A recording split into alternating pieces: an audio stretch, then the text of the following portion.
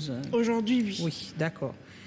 Le titre « Mon le Père, on y arrive » de ton nouveau projet est une réussite. Un rythme qui interpelle cette fusion avec le Ben Sikin. Est-ce que c'est la mouvance Chris M qui t'a mis la puce à l'oreille? Ah non, pas... honnêtement, je dirais que Chris M est celle-là qui a rafraîchi ce rythme-là. Oui. Mais sinon, il est là depuis. On a Carlos K, par exemple. Oui, mais c'est pas la même chose. C'est ce que je dis, elle a rafraîchi. Non, c'est pas du R&B. Non, je veux dire, il ne chante, parce que votre manière de chanter est plus proche du R&B. Carlos K. La manière de chanter? Oui, de chanter. Non. La manière de chanter? Si, la mélodie de votre chant. La mélodie? Oui. Ok. La mélodie de ton chant. Ce que tu chantes, tu peux chanter ça sur n'importe quel autre rythme, on est d'accord? D'accord. Mais là, c'est du Ben Sikin modernisé, on va dire ça comme ça. C'est plus le Ben Sikin modernisé de ces dernières années. D'accord. Parce que modernisé, il y a eu Marol qui a modernisé le Ben Sikin et c'est différent de. Mais c'est très différent de pour Chris M. Bon, et Futuriste, alors Futuriste faisait déjà ça. Futuriste faisait aussi ça, mais c'était encore dès qu'on écoute, on sait que c'est Futuriste. On est d'accord? Quand on écoute Marol aussi, on sait que c'est Marol. Et Michael Kiesou aussi. Michael Kiesou aussi. Voilà. Ouais.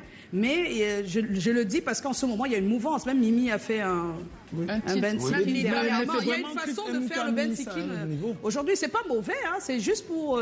Nous, on demande tous les jours ici que quand quelqu'un fait un style, qu'il y ait plusieurs personnes dans le même style pour qu'il y ait un impact. Donc, c'est pas... Et ça, c'est le problème des Camerounais. On va dire que je fais comme... Et c'est ça qui vous bloque après. Parce que le coupé-décalé, sincèrement, excuse-moi, c'était presque la même chose et ça a fait un mouvement. Voilà. La seule différence, c'est dans la manière de poser ou de dire les textes. Voilà, mais le fond, sincèrement, il est pareil. Et c'est pas une insulte. Et le Cameroun a ce problème. Mais qu'est-ce que tu peux assumer si c'est qu'en écoutant, je sais pas qui, je peux écouter Black Oya et ça m'inspire. Je veux dire, il faut l'assumer si c'est ça. Ou alors si c'est pas ça, c'est autre chose. Tu peux t'inspirer de Black Oya même sans le savoir. Je veux dire que tu peux avoir... L'écoute...